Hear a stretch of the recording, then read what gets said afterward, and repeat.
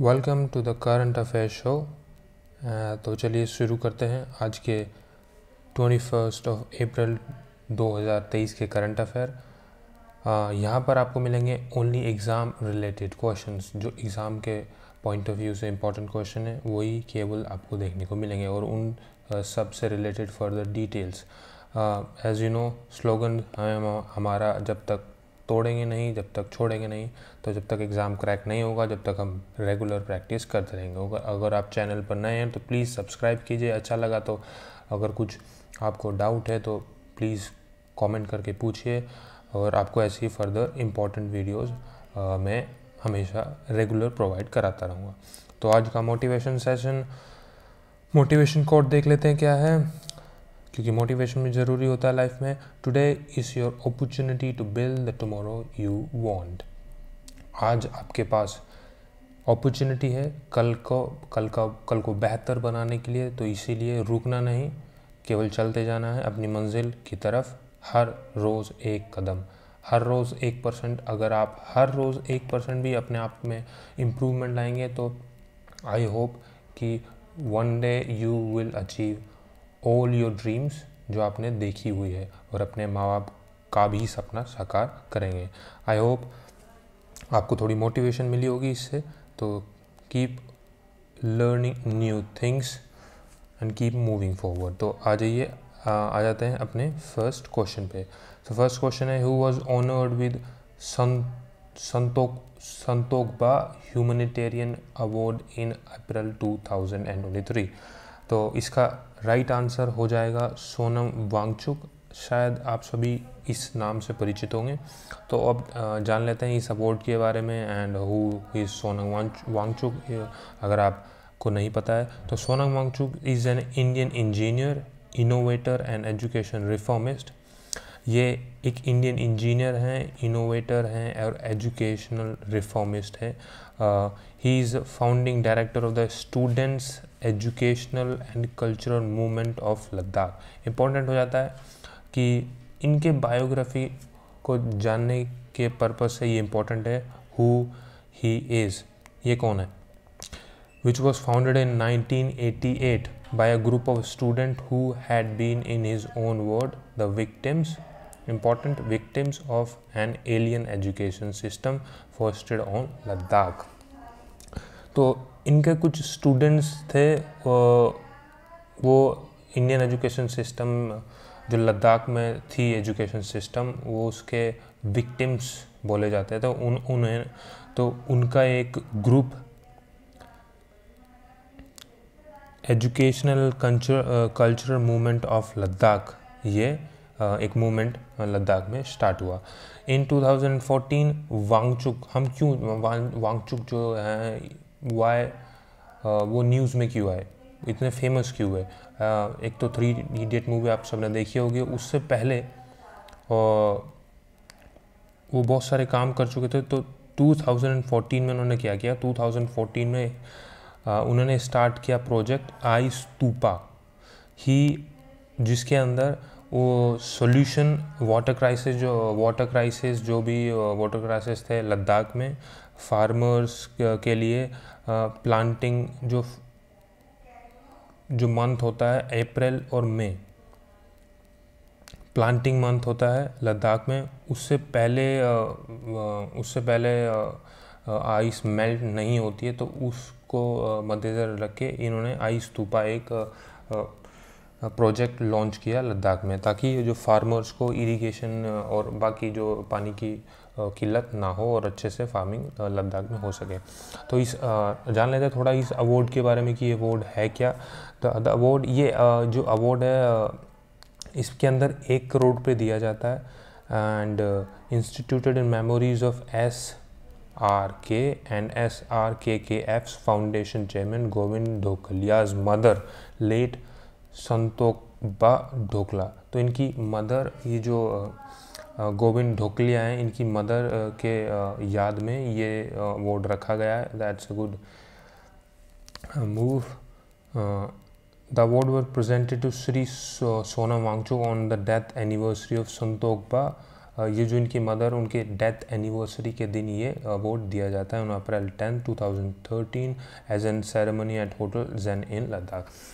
ये important award इसलिए भी क्योंकि इससे पहले ये काफ़ी जो हमारे इम्पोर्टेंट कह सकते हैं या जो सेलिब्रिटीज़ हैं या फिर जो इम्पोर्टेंट लोग हैं उनको दिया गया है। जैसे रतन टाटा को ये अवार्ड दिया गया है, और दलाई लामा को भी ये अवार्ड दिया गया है, वर्गीस कुरीन को भी ये अवार्ड दिया गया है, कैलाश सत्यार्थी को भी ये दिया गया है, और AS किरण कुमार जो कि इसरो के चेयरमैन रहे, उनको भी ये अवार्ड दिया गया है। इसकी 2007 में इसको स्टार्ट किया गया था, तो काफ़ी पुराना अवार्ड है। और आप सब नंदिनी गुप्ता, बाकी options, Nandini Gupta Femina miss India 2023 Rajasthan की हैं, 19 साल की, ये सब न्यूज़ में हैं। राज सुब्रमण्यम, अभी आपने देखा होगा हाल फिलहाल में इनको प्रवासी भारतीय सम्मान से नवाजा गया, और उषा पटनायक, ये भी इनको अवार्ड दिया गया था। कल की क्लास में मैंने बताया था कि कौन सा अवार्ड दिया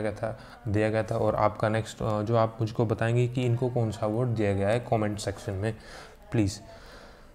अब नेक्स्ट क्वेश्चन पर जाते हैं। Which bank has launch India's first voice biometric authentication banking app. Important question है, तो इसका आंसर हो जाएगा सिटी यूनियन बैंक। क्या हुआ है इसकी सिटी यूनियन बैंक, जैसे आपका कोई गूगल पे चलाते होंगे आप, या फिर फ़ोन पे चलाते हैं, उस ऐप को लॉगिन करने के लिए आपको सिक्योरिटी चाहिए। सिक्योरिटी वो पिन मांगता है, या तो पिन मांगता है या फिर थम इम्प्रेशन मांगता है। तो अब ये एक नया फीचर और ऐड ऑन कर दिया गया है ये बैंक, सिटी यूनियन बैंक ने, कि आप वॉइस के थ्रू भी अपना जो है उसको ओपन कर पाएंगे। वॉइस बायोमेट्रिक से भी अपने ऐप, उस बैंकिंग ऐप को आप ओपन कर पाएंगे। तो थोड़ा इसके बारे में जान लेते हैं। Your voice is your password, ये अब नया स्लोगन हो गया है, your voice is your password. ये हमने देखा था कि आपके साथ कोई भी फ्रॉड कर सकता था, कि अगर आपने किसी को अपना फ़ोन दिया और उसने गलती से आपका फिंगरप्रिंट या पिन जान लिया, तो वो ईज़िली एक्टिवेट या यूज़ कर सकता था। बट यहाँ पर ये नया फीचर ऐड ऑन हुआ है, तो उससे आपके वॉइस से वो अब ओपन होगा। City union bank on Tuesday announce the launch of voice biometric authentication for its customer. अपने कस्टमर के लिए एक नया वॉइस बायोमेट्रिक ऑथेंटिकेशन लॉन्च किया है, ताकि उस ऐप को ओपन करने के लिए एक अच्छा सिक्योरिटी के पर्पस से एक अच्छा मूव है in the direction of their customers privacy and their safety for the customer safety। तो अब नेक्स्ट क्वेश्चन पे आ जाते हैं कि नेक्स्ट क्वेश्चन क्या है। Which district of India has become the top exporting district of India. Important mark कर लीजिए इसको, ये इम्पॉर्टेंट क्वेश्चन है। आज के PDF में आपको काफ़ी सारे इम्पॉर्टेंट क्वेश्चन मिलेंगे। आज की क्लास में आपको काफ़ी सारे इम्पॉर्टेंट क्वेश्चन मिलेंगे, तो एग्ज़ाम पॉइंट ऑफ व्यू से अच्छे क्वेश्चन है, आप पढ़ सकते हैं। आप इसके बारे में फर्दर थोड़ा अगर आप इंटरेस्टेड हैं, तो फर्दर जानने के लिए आप PIB की साइट पर जा सकते हैं। वहाँ पर आपको फुल जो इससे रिलेटेड फुल इंफॉर्मेशन वहाँ पर दी गई है। तो ज़रा जान लेते हैं इस क्वेश्चन के बारे में। इसका आंसर पहले होगा जामनगर। इसका आंसर होगा Jamnagar. India's top exporting districts. India के जो टॉप एक्सपोर्टिंग डिस्ट्रिक्ट्स हैं, उनकी एक डाटा रिलीज़ हुआ है कि कौन सा डिस्ट्रिक्ट कितना ज़्यादा एक्सपोर्ट करता है। कल ही हमने बात की थी कि फिस्कल ईयर 23 में 22 और 23 में 22 में हमारा जो एक्सपोर्ट है वो USA के साथ बढ़ा है। हम USA के साथ ज़्यादा एक्सपोर्ट करते हैं, नंबर 1 पे आ गया है। तो उसी को मद्देनज़र रखते हुए इंडियन गवर्नमेंट की पॉलिसी है कि ज़्यादा से ज़्यादा एक्सपोर्ट किया जाए और डेफिसिट कम से कम किया जाए। तो उसके लिए हमको ये डाटा रिलीज़ हुआ है। अब ये देख लेते हैं इसके बारे में कि क्या डाटा है और कैसे कैसे कौन किस पायदान पे है। तो Jamnagar in Gujarat is the top exporting district in India, forming about 24% of the country's export in the value term in fiscal year 23। 3 important है 24%, केवल 24% इंडियन एक्सपोर्ट जो हम एक्सपोर्ट करते हैं बाहर, उसका 24% केवल जामनगर से आता है। जामनगर अब पढ़ लेते क्यों 24%, ऐसा क्या आता है 24% में? Surat in Gujarat and Mumbai in suburban in Maharashtra are the second and third. ये सूरत सेकेंड पर एंड सुबुर्बन थर्ड पर। हाँ, नाम थोड़ा डिफ़िकल्ट है। In Maharashtra are the second and the third top exporting districts, forming only about 4.5 of the country's export in the same period। अब देख लेते हैं जामनगर में ऐसा क्या है कि वो 24% एक्सपोर्ट कर रहा है टोटल इंडियन जो एक्सपोर्ट करते हैं बाहर, करती है बाहर। तो Jamnagar petroleum products, Jamnagar petroleum products export constituted 67% of India's total export for that commodity। 67% इस कॉमोडिटी मतलब कि पेट्रोलियम कॉमोडिटी का 67% केवल जामनगर से आता है। और ये यहाँ पर क्या है, ये 24% ये है कि 24% इंडिया का 24% केवल जामनगर से आता है। तो जामनगर क्या एक्सपोर्ट करता है? Petroleum, there petroleum products export करता है। 36% of the Indian total export of that commodity, while Gautam Buddha smartphone export constitute 20% of total export। ये important details मैंने यहाँ पर शेयर की है, आप पढ़ सकते हैं और इसको याद भी कर सकेंगे डिटेल्स में। अब ये जान लेते हैं कि इंडिया, जो हम देखते हैं कि इंडिया की जो एक्सपोर्ट कैसे हम बूस्ट करेंगे, इंडिया का एक्सपोर्ट कैसे गवर्नमेंट को बूस्ट करना चाहिए, उसके लिए कुछ प्लान्स हैं, कुछ स्टेप्स, मेजर स्टेप्स, कुछ रिफॉर्म्स करने हो गए इंडिया को, इंडियन गवर्नमेंट को अपने एक्सपोर्ट इंफ्रास्ट्रक्चर में। रेड टेपिज्म जो देखते हैं, घूसखोरी, उसको बंद करना होगा। एंड रीजनल हमको डेवलप करने होंगे रीजनल एक्सपोर्ट हब्स, डिस्ट्रिक्ट्स, एक डिस्ट्रिक्ट बना दे, जैसे आपने देखा होगा Gautam Buddh Nagar. Smartphone export 26% of Indian smartphone केवल गौतम बुद्ध नगर से होते हैं। तो वो एक रीजनल एक्सपोर्ट हमको डेवलप करने होंगे। ऐसे ही प्रमोट करना होगा हमको MSME सेक्टर को, एंड डिजिटल टेक्नोलॉजी को बढ़ाना होगा, जिससे कि हम जो इंडियन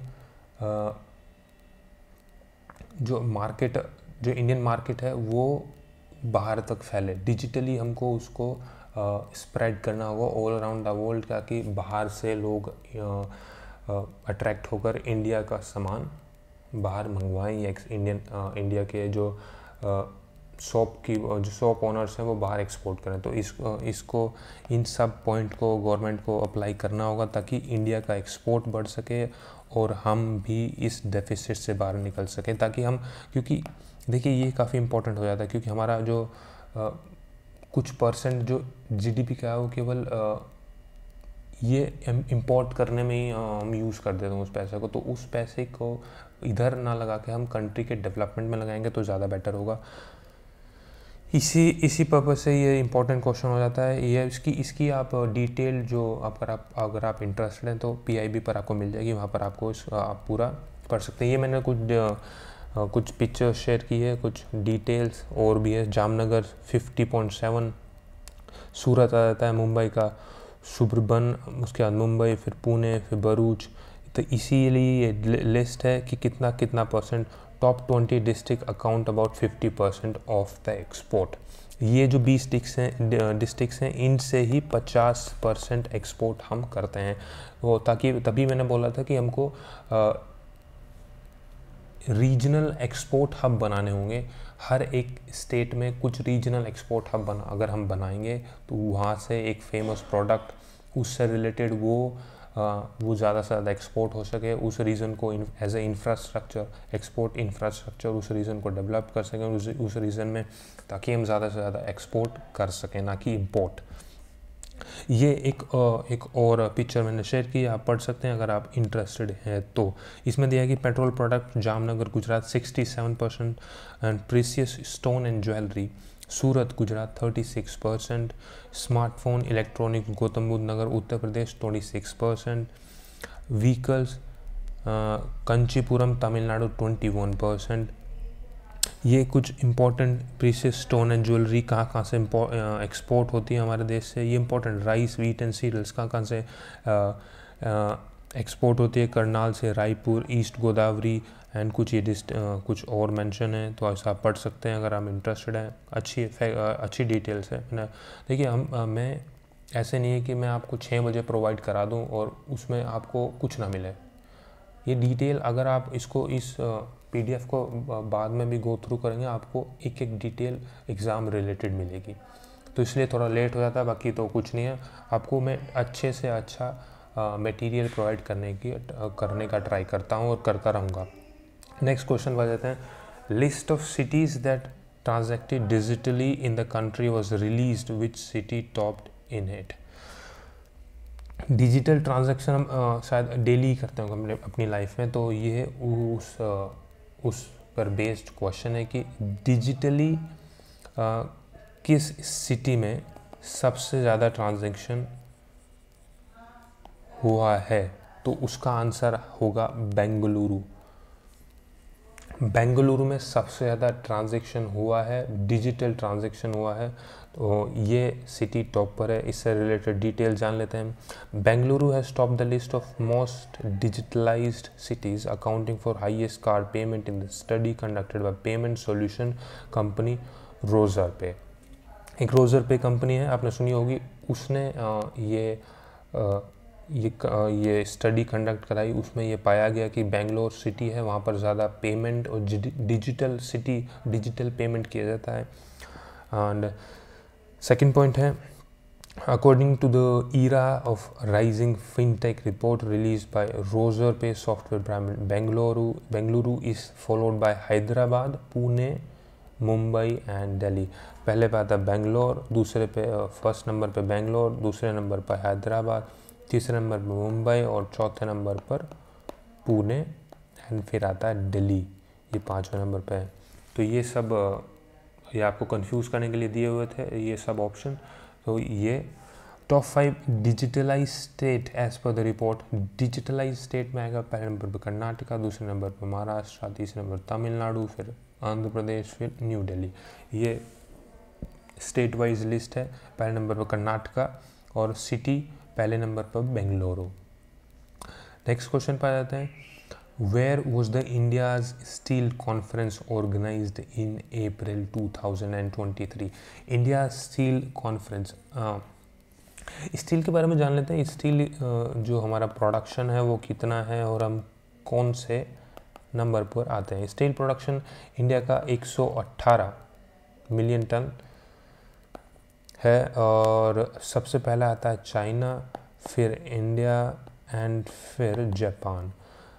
रिसेंटली 2018 में आई गेस कि इंडिया ने जापान को पीछे छोड़कर सेकंड नंबर पर आया।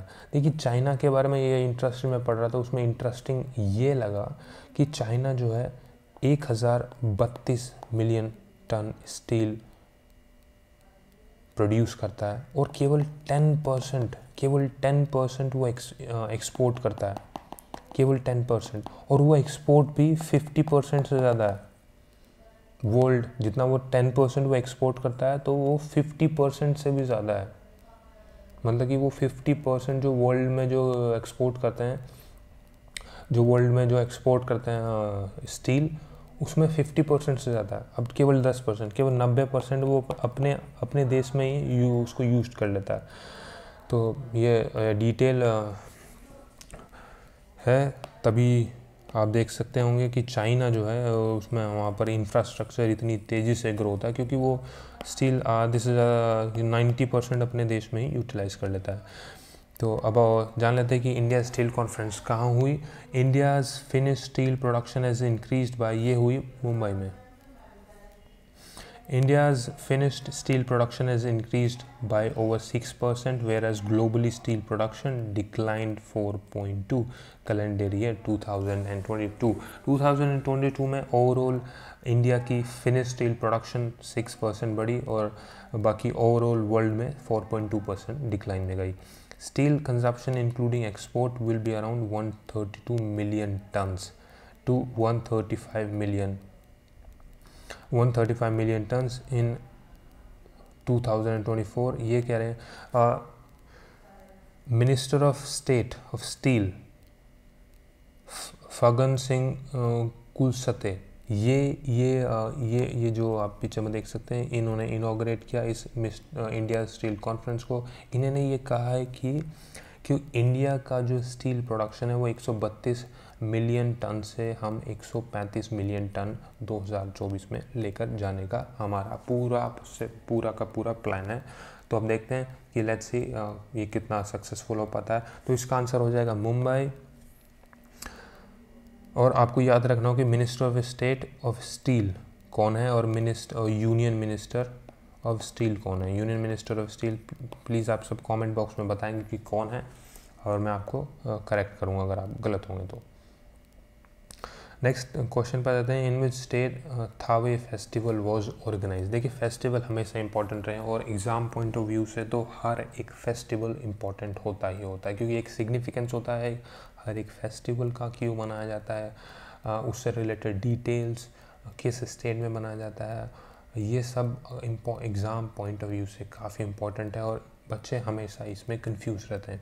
तो आई विल ट्राई कि इस पर भी एक वीडियो में जल्द ला सकूं, क्योंकि फेस्टिवल्स बहुत सारे हैं. उन सबको याद रखना काफ़ी डिफ़िकल्ट होता है, लेकिन सारे इंपॉर्टेंट नहीं होते, कुछ इंपॉर्टेंट होते हैं, कुछ नहीं होते. तो थावे फेस्टिवल मनाया गया बिहार में. कुछ डिटेल्स शेयर किए मैंने, उसके बारे में पढ़ लेते थोड़ा. Key things to note about Thawe festival. The Thawe festival was co-organized by the Department of Tourism and Department of Art and Culture on April 15 and 16 in Gopalganj, Bihar. Department of Tourism and Department of Tourism and the Department of Art and Culture, Bihar Gopalganj में ये festival organise किया जाता है. Organise किया गया on 15th of April and on 16th.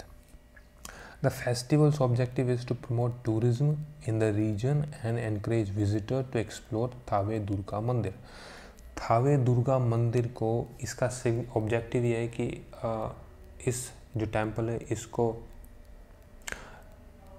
इसको promote किया जाए टूरिज़्म एज अ टूरिज़्म के तौर पर, और रीजनल मतलब कि वहाँ पर उसको इस फेस्टिवल को ऐसे प्रमोट करें एज ए टूरिस्ट, और आसपास के जो इलाके हैं या बिहार में या फिर उत्तर प्रदेश में उन सबको अट्रैक्ट किया जाए कि इस फेस्टिवल की सिग्निफिकेंस और ये कितना भव्य हो सकता है, उसको भव्य बनाया जाए ताकि लोग अट्रैक्टेड हो.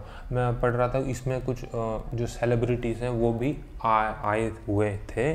उन्होंने अपने शायद डांस वगैरह कुछ ऐसे परफॉर्मेंस दी ताकि लोग अट्रैक्ट हों इस फेस्टिवल के लिए और वहाँ पर टूरिज़्म का एक पूरा हॉटस्पॉट बनाया जा सके.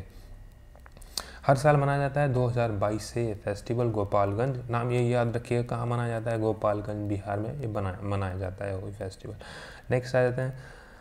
Which city will host inter continental cup 2023. Inter continental cup होता है कि इसमें 1 2 3 4 ये 4 टीमें हैं. ये आपस में फुटबॉल से रिलेटेड ये टूर्नामेंट है, ये कप है. तो इसमें 4 टीम आपस में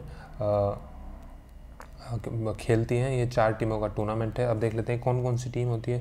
4 team intercontinental cup will be held in Bhubaneswar. कहाँ होगा, भुवनेश्वर में. और आप सबको याद ही होगा भुवनेश्वर में फिलहाल में अंडर 17 वुमेन वर्ल्ड कप भी हुआ है जो कि स्पेन ने जीता था. तो ये डिटेल है, आपको याद रखनी है. This will be the third edition होगा tournament with the previous two held in Mumbai. 2018 में मुंबई हुआ था और अहमदाबाद 2019 में अहमदाबाद में हुआ। अब सीधा 2023 में हो रहा है। देखिए टीम कौन कौन सी है वो जान लेते हैं। इंडिया होस्ट करेगा, भुवनेश्वर में होगा, भुवनेश्वर इसका राइट आंसर हो जाएगा। Will join by Lebanon, India होगा, लेबनान होगा, मंगोलिया हो जाएगा एंड वनतु और वनतु हो जाएगा। अब नेक्स्ट क्वेश्चन पर आते हैं। Who has been selected as the best district panchayat award. Important question है, एग्ज़ाम में आने के चांसेस ज़्यादा हैं। अब इसका आंसर हो जाएगा गंजम ग्राम पंचायत ओडिशा। इसके बारे में जान लेते हैं। Ganjam is home district of chief minister Naveen Patnaik. Important भी हो जाता है क्योंकि ये जो वहाँ के चीफ मिनिस्टर है वहाँ का उनका होम स्टेट है, नवीन पटनायक जी का होम स्टेट है Ganjam. Bag the best district panchayat award under the Nanaji Deshmukh Sarvottam panchayat सतत विकास पुरस्कार कैटेगरी। उस कैटेगरी में ये बेस्ट पंचायत का अवार्ड मिला है under the national panchayat award 2023। Gautampur Gram panchayat Telangana for healthy panchayat. ये कुछ अवार्ड है हेल्थी पंचायत के लिए। गौतमपुर ग्राम पंचायत को बेस्ट पंचायत का अवार्ड मिला। नीलुत्तु ग्राम पंचायत को वाटर सफिशिएंट पंचायत के लिए बेस्ट अवार्ड मिला। कुंडल ग्राम पंचायत को महाराष्ट्र जो for clean and green panchayat के लिए बेस्ट अवार्ड मिला। तो ये डिटेल्स हैं जो कि काफ़ी इम्पोर्टेंट डिटेल्स हैं क्योंकि किसी से भी क्वेश्चन आ सकता है। ये ज़रूरी नहीं कि आपको डिस्ट्रिक्ट पंचायत अवार्ड किसे मिला, सीधा क्वेश्चन कभी नहीं पूछता। तो ये इम्पोर्टेंट बन जाता है ये पूरा डिटेल। प्लीज़ आप इसको पढ़िएगा, याद रखिएगा। ये कुछ मैंने यहाँ पे PDF आपको, ये जो पिक्चर्स होती हैं ये अट्रैक्टिव भी होती हैं और आपको याद रखने में काफ़ी आसानी भी होगी, इसलिए ये मैं शेयर करता हूँ। इसमें आप पढ़ सकते हैं कि ये जो गंजम है इसको बेस्ट डिस्ट्रिक्ट पंचायत, पूरा ओवरऑल बेस्ट डिस्ट्रिक्ट पंचायत का अवार्ड मिला। और बाकी सब कैटेगरीज़ में second best clean and green panchayat award in India, ये second best healthy panchayat award in India, best block panchayat, best socially secured panchayat award in India, best Gram Urja Swaraj विशेष पंचायत पुरस्कार। ये सब और पुरस्कार हैं जो अवार्ड्स हैं जो आपको याद रखने होंगे। अब इस पे आते हैं कि आज है 21 अप्रैल और 21 अप्रैल को हम सभी जानते हैं कि सिविल सर्विस डे मनाया जाता है। किसका योगदान हम कह सकते हैं, किसका योगदान इसमें सर्वश्रेष्ठ ये सबसे ऊपर है, वो है सरदार वल्लभ भाई पटेल।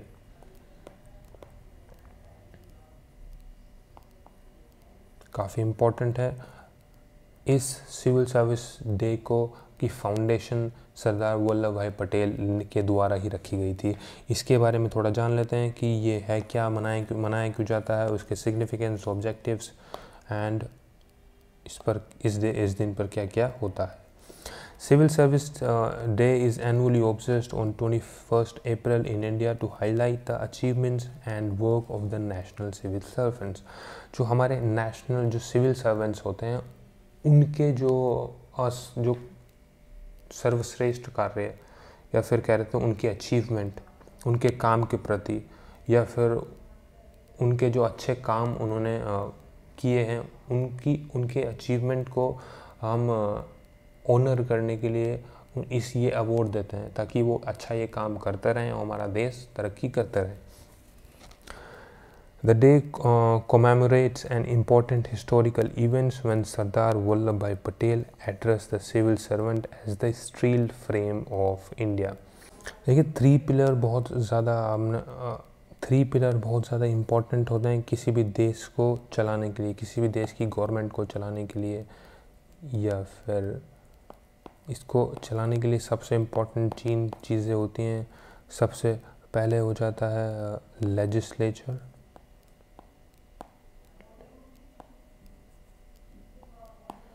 Executive and judiciary.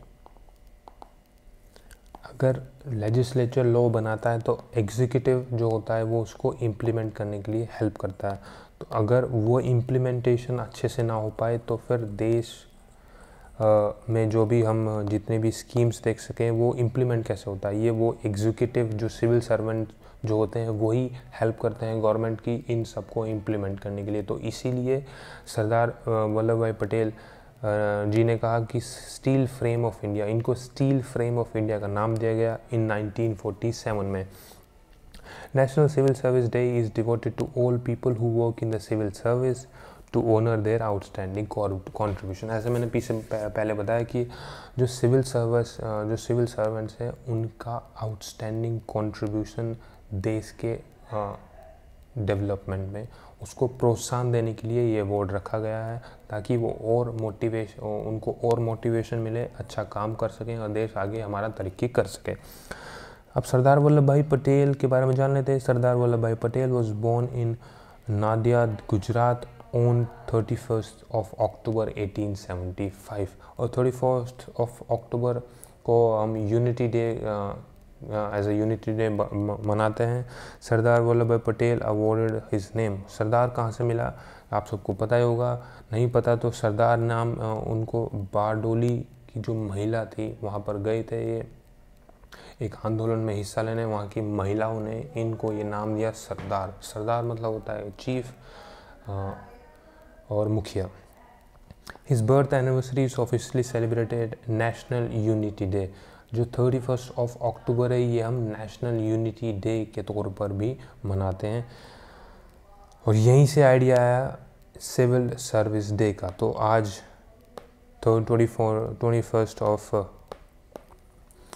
अप्रैल को सिविल सर्विस डे मनाया जाता है। इम्पोर्टेंट वन है, आई होप आपको समझ में आया होगा। अब कुछ हेडलाइंस और इम्पोर्टेंट हेडलाइन जान लेते हैं। IAF Indian Air Force to participate in this INEO chose a multilateral air exercise in Greece on April 24. Indian Air Force INEO chose 223 multilateral air exercise में participate करेगा ग्रीस में।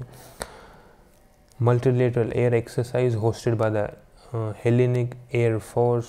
The exercise will be conducted at the Androvida Air Base in Greece from 24 April to 4 May. The Indian Air Force will be participating with 4 Sukhoi MKI and 2 C-17, 4 Sukhoi 30 MKI and C-17 aircraft उससे participate करेगा Indian air force. कहाँ पर? Greece में।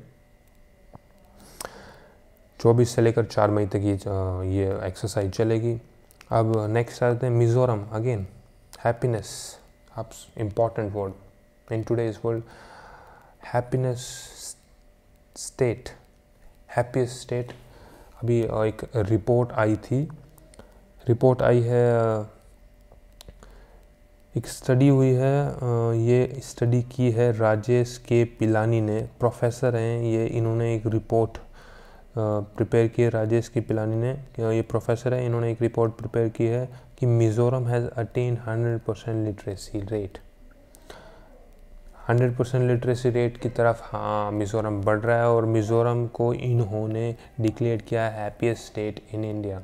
Important है, काफ़ी important तो नहीं है लेकिन ये वर्ड काफ़ी इम्पॉर्टेंट है as per today's scenario.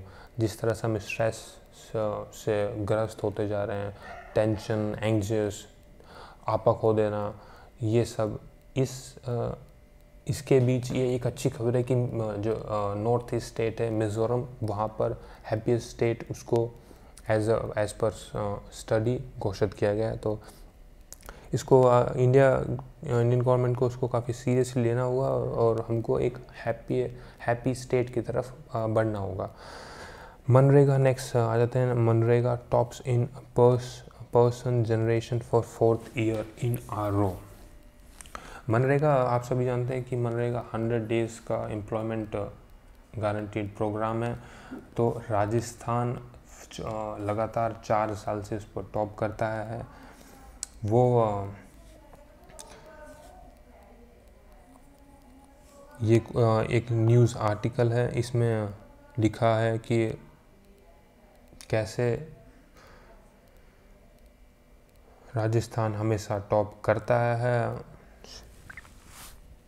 MNREGA and Mahatma Gandhi national rural employment guarantee act, उसके अंडर Rajasthan for the fourth time ये टॉप पर है।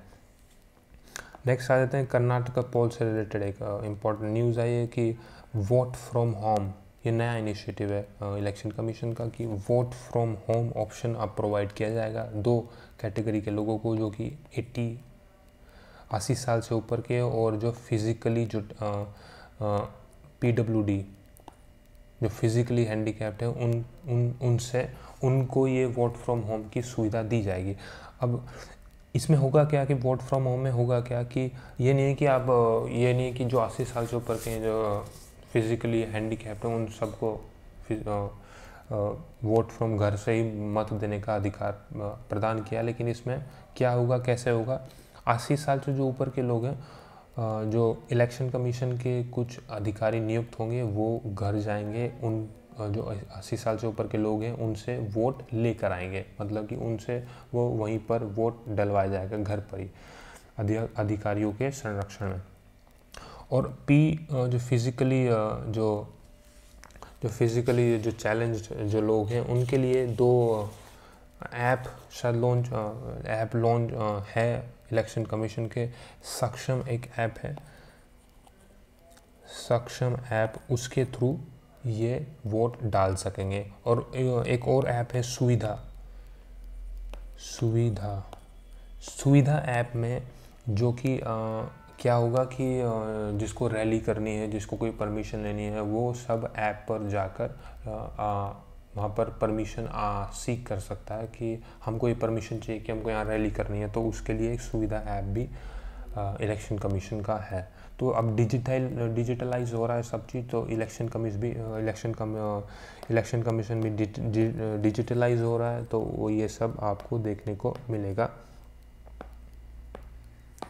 नेक्स्ट इलेक्शन जो होंगे कर्नाटका में, वहाँ पर अब जान लेते हैं थोड़ा और न्यूज़। ये एक लास्ट 2 न्यूज़ बची हैं। तो फाफ, जिसको आप जानते होंगे, फाफ डू प्लेसी क्रिकेटर है, संन्यास ले चुके हैं।